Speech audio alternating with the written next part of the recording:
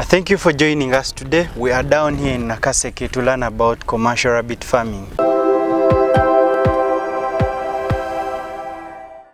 With us is Mr. Dennis from KALF RABBITRY, who is going to take us through everything you need to know to get started into rabbit farming and profit from it. Thank you for joining us, sir. You're welcome. Yeah. Thank you also for coming to check on us. Yeah, it's a pleasure receiving you at the farm. My name is Dennis Walgembe. Manager KAPEEKA Agro and Livestock Farm. Also KALF RABBITRY. We are found in Nakaseke district, Chito village. This is where we are trying to do a rabbit farming on a commercial level. We came out to spearhead commercial rabbit farming in Uganda and also to empower other farmers around there to start rabbit farming as a business, because we believe we still have some challenges about rabbit farming as a business. Most of the farmers out there are still doing it on a subsistence level. So basically we're here to spearhead rabbit farming as a business, and we are glad to receive you at the farm, ready to give you all the information you need from us. Agriculture is a broad sector. So why among the different things in agriculture did you choose to specialize into rabbit farming? We are not only doing rabbit farming, like you can look around the farm. We are doing all sorts of agriculture. We have the cows there, we have the goats, we have the sheep. When it comes to farming, we have the mangoes, we have now introduced the new fruit on market, that is the dragon fruit. Also doing oranges, and also having a horticulture department down there. Like you see us, we happen to be young people, and we're trying to do something that has not been done yet. Okay. Because when you look at our great grandfathers and the fathers, they've been doing cattle, they've been doing goats, they've been doing chicken and everything. So we felt we cannot do better than what they did. So we tried to look out for something that we can bring on market and which is of value and introduce to the people, so that even the generation after us can also benefit from this. Yeah, basically that is why we try to major in rabbits. And apart from that, when you look at rabbit compared to other livestock product like the cattle, goats and everything, so we zeroed down and we felt that this is a project that has not been, we want to come out with something, a new innovation in the agriculture business. So we felt everything has been innovated. Everything about chicken has been done, everything about goats has been done, everything about cattle. So we felt that there is need for us as youths to come out with a new innovation that is going to inspire other youths. And we believe this is something anyone can start on a smaller level. So basically that is why they would zero down to that. And it is something that can expand in the shortest period of time. It is something of value, because rabbits, our target is rabbit meat. Everyone would love to taste rabbit meat. Okay. Because this is very nutritious meat. It is white meat, very low in cholesterol, and it is a type of meat at least is being recommended by doctors everywhere. So they are trying to get people off the red meat because of the diseases related with it to the white meat. So because we saw it wise, we do not want just to do agriculture like any other person. We have visions. Okay. Into this project. How long have you been into rabbit farming specifically? Started in 2017, but we did not start big as this. When we tried to do more research about it, this could be a business, it could be a game changer of the whole agri-business. So that is why we still focused on it a lot, and we're still putting in it, because it is a new innovation. It is not something easy to come out with an innovation and it catches up immediately. So you have to give it time, but we believe at least we are seeing where we are going and we shall be there very soon. Like he has said, good things take time, but today for them it's been a steep learning curve through the years from 2017.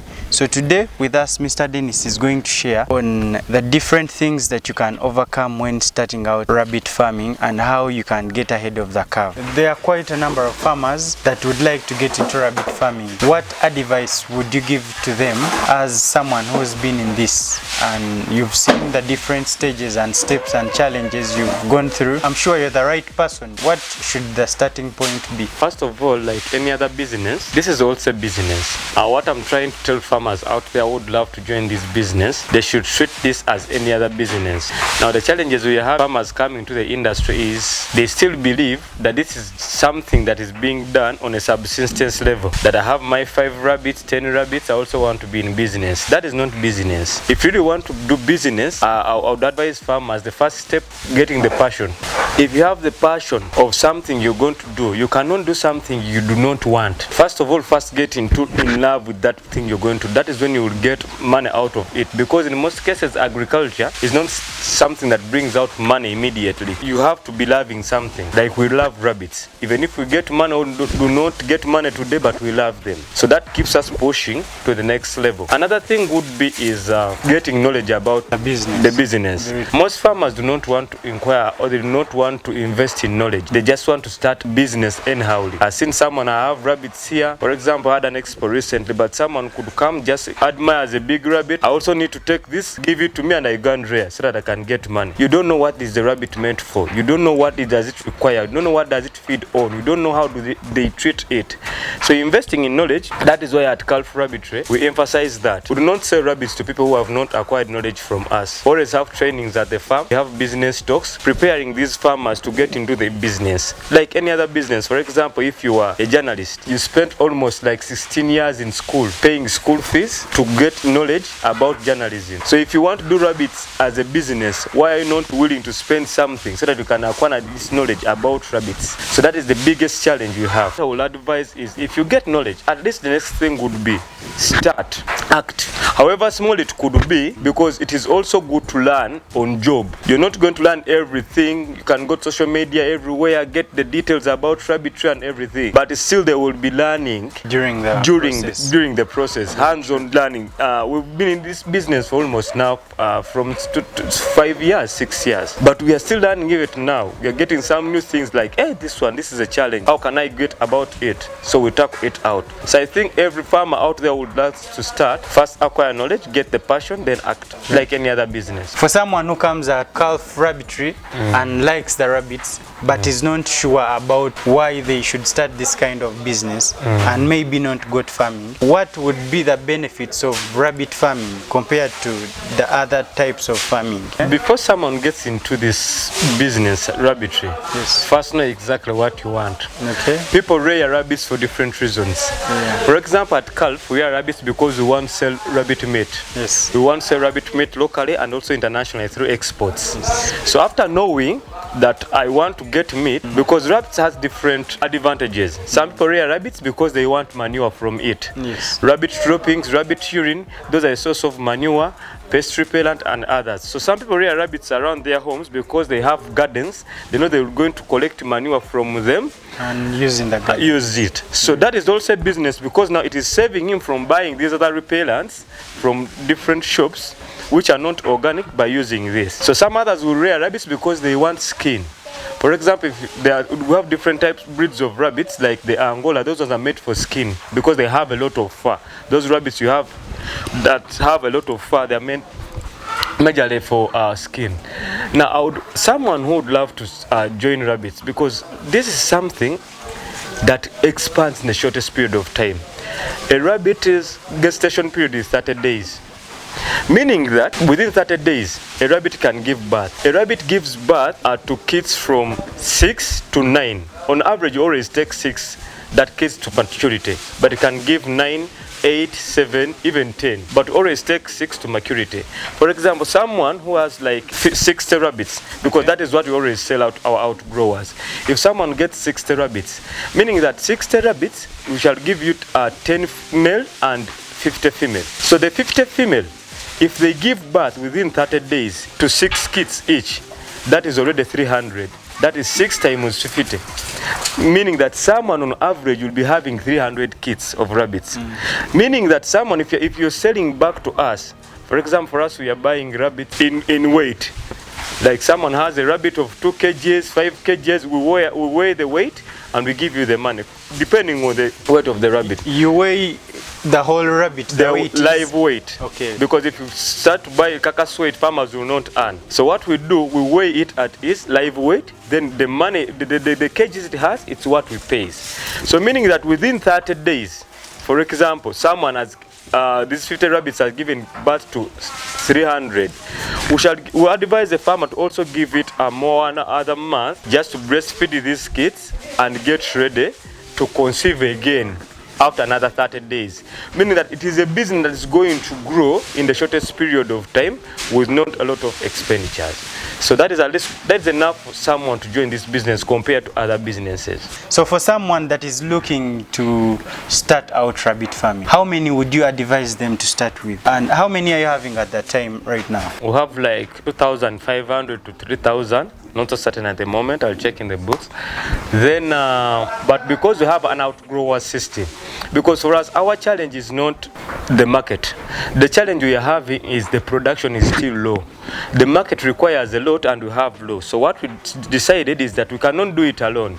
We involved in other outgrowers in different parts. We sell them good breeds, they go and they rear rabbits, then we buy from them. Because our target is not rabbit, we want to sell rabbit meat. So when we buy from them, we slaughter them and we supply it to the restaurants, the hotels, the supermarkets, and the rest. Like you saw in the expo, what we are doing.